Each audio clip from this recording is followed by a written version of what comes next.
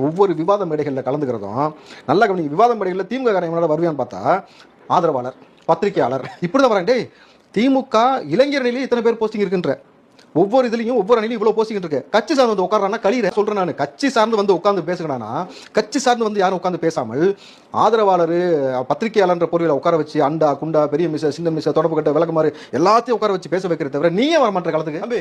இப்போ நான் open challenge டே உங்களுக்கு தான்ப்பா ஓப்பன் சேலஞ்சு. திமுக காரன் திமுக இருக்கக்கூடிய முக்கியமான நபர்கள் இப்போ நாங்கள் செய்தி தொடர்பாளர் உட்காரமா, கொள்கை பரப்பு செயலாளர் உட்காரமா, ராஜ்மோகன் யார் கட்சியில் அவரு துணை பொதுச் செயலாளர், ஒரு கட்சியோட துணை பொதுச் செயலாளர் உட்காராரா? நீ வா, அந்த மாதிரி உங்க கட்சியோட துணை பொதுச் செயலாளர் வா, உங்க கட்சியோட கொள்கை பரப்பு செயலாளர் வா, உங்க கட்சியோட செய்தி தொடர்பாளர் வா, சரிக்கு சமமா மோதுறதுக்கு வா. ஏன் டரு உனக்கு? குழந்தைன்ற 2 வருஷ கட்சின்ற ஒரு விவாதத்துல நாங்க கலந்துக்கிட்டா போனை போட்டு அந்த சேனலுக்கு யார் அந்த தரப்புல இருந்து வரா, யார டிவிக்கு தரப்புல இருந்து யார் வரா அவ்வளவு சரி கேக்குறாங்க. இன்னாரு வந்தா நான் வரமாட்டேன்றானுங்க. அதுதான் நடக்கிறது இப்ப கரண்ட் இஷ்யூ. இப்ராஹிம் வந்தா பயப்படுறாங்களா எதிரில இருக்கிறவங்க? ஒவ்வொருத்தருக்கும் ஒவ்வொரு ஸ்டாண்ட்ல நம்ம ஒவ்வொரு ஆளுக்கும் ஒவ்வொரு ஆள் அனுப்புவோம் தம்பி. கட்சி தலைமையில இருந்து இந்த நிகழ்வுக்கு இவங்க போகணும்னு கட்சி தலைமை முடிவு பண்ணோம்.